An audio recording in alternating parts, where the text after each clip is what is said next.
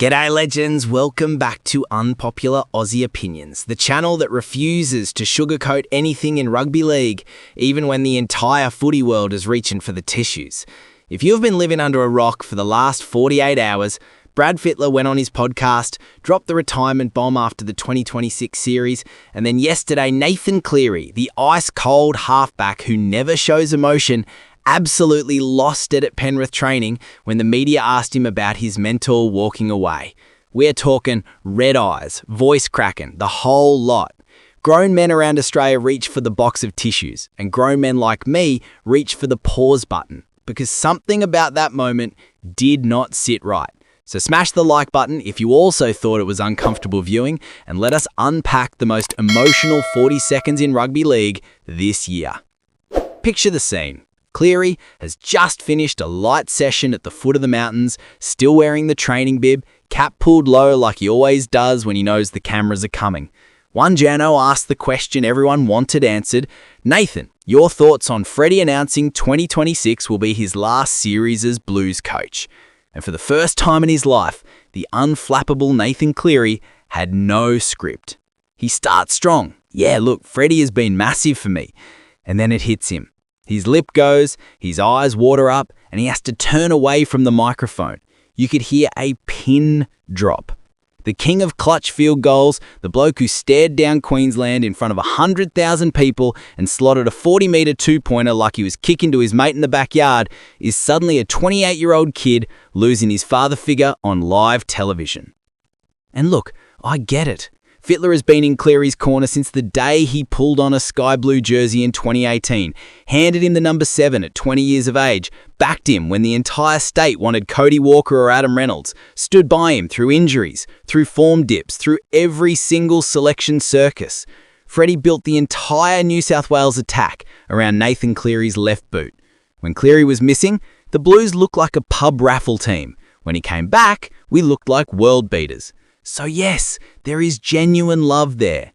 But here is the uncomfortable truth this channel is built on, and why I am calling this moment the most over-the-top reaction in Origin history. Nathan Cleary crying over a coach who has won 2 series in 8 years is the perfect summary of everything that is wrong with the Freddie era. Think about it. Cleary has played 16 Origins under Fittler and has 1 Wally Lewis medal and 1 series win to show for it. 1! Queensland have rubbed our noses in it 5 times while Nathan has been the anointed prince. And every single time we lost, Freddie protected him. He will be better for the experience. He is still only young. We are building something special.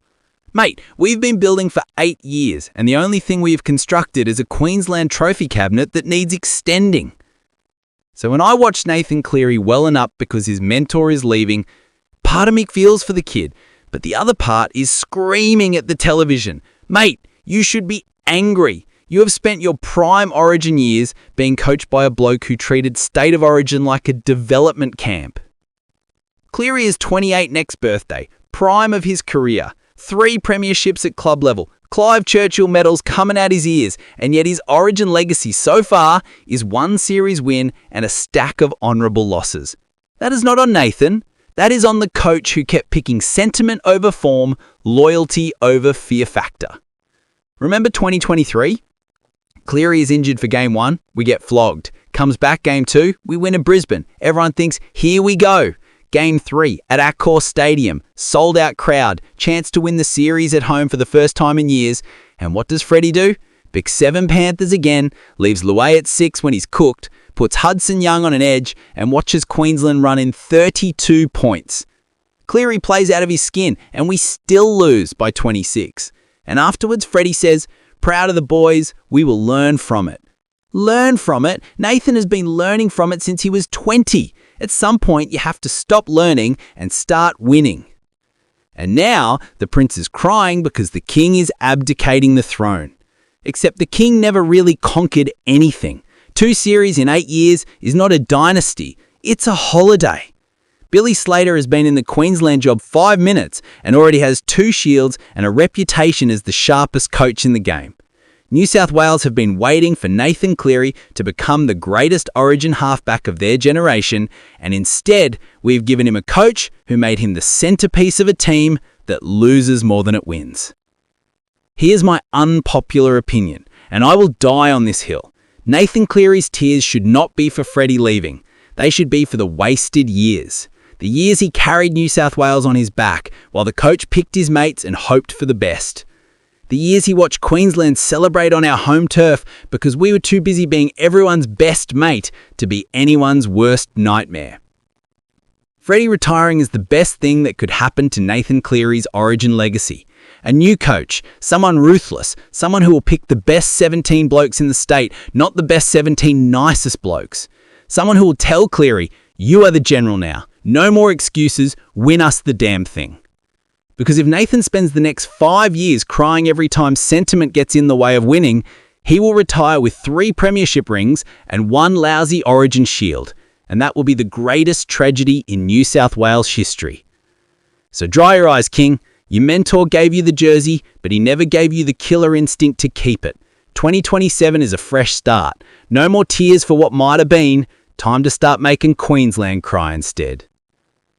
That's my take, legends. Tell me in the comments if you thought Cleary's reaction was beautiful loyalty or the final proof that the Freddie era turned grown men soft.